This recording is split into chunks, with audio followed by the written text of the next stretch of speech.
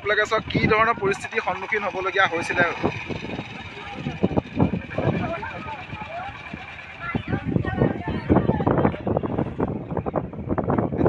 আজি কালি গধূলিলৈকে পানী নাছিলে, আজি ৰাতিৰ ভিতৰতে ইমানখিনি পানী বাঢ়ি গ'ল।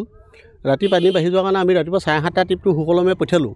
বিশেষকৈ গাড়ীখিনিৰ কাৰণে অকণমান অসুবিধা হৈছিলে। গাড়ী যিখিনি অনলাইন আছিলে অনলাইনখিনি আমি 8টা বজাৰ ৰ'পেক্সনত দি দিলোঁ। মটৰচাইকেলখিনি আৰু মানুহখিনি যাত্ৰীখিনি সুকলমে গুচি গ'ল।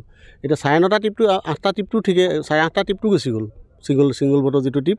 তাৰপৰা 9:30 যিটো ট্ৰিপ 9:30 ট্ৰিপটো লোড কৰি থাকোঁতেই আমাৰ ইয়াত এখন আৰু এটা 1 নম্বৰ যিটো ৰেম্প 1 নম্বৰ ৰেম্পটোত থকা এখন পাণ্টুন জাহাজ আছিলে, আপোনালোকে দেখিছে নিশ্চয়। সেই পাণ্টুনখন বোলে আজি গুৱাহাটীলৈ লৈ যাব ৰিপেয়াৰিঙৰ কাৰণে। নেক্সট পাণ্টুন এখন আহি আছে, এইখনেই নেকি আমি দেখিছোঁ নেকি তাত। সেইখনে চাগে এইখন পাণ্টুন টানি আনি আছে। সেইখনৰ টানি অনা জাহাজখনে এইখন পাণ্টুন টানি নিব বুলি তেখেতলোকে ৰছীখিনি সেইখন পাণ্টুনৰ ৰছীখিনি খুলি দিলে।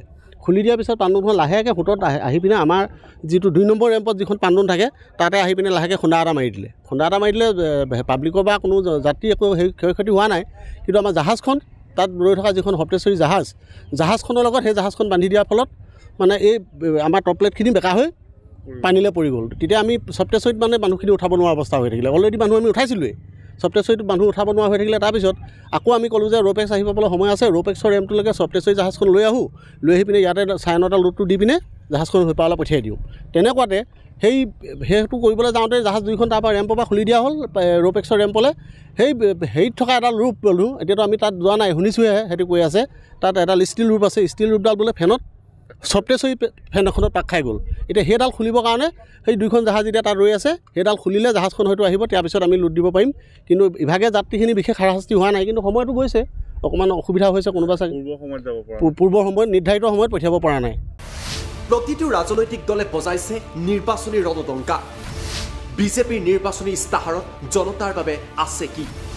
কংগ্ৰেছ আৰু বিৰোধীয়ে জনতাক দিছে কি প্ৰতিশ্ৰুতি? AIUDF ফেক্টৰ হ'ব নেকি এইবাৰৰ নিৰ্বাচনত? প্ৰতিটো দলৰ প্ৰতিনিধিয়ে জনতাক ক'ব তেওঁলোকৰ প্ৰতিশ্ৰুতিৰ কথা। ষ্টাৰ চিমেণ্ট 24ত চৰকাৰ কাৰ? Powered by data mission. এইবাৰ নিৰ্বাচনত ভোটাৰৰ আশা কি? নেতাৰ পৰা কি আশা কৰিছে জনতাই? কি বিষয়ে আকৃষ্ট কৰিছে ভোটাৰক? চহৰ নগৰ গাঁৱে ভূঞে জনতাৰ মনৰ কথা।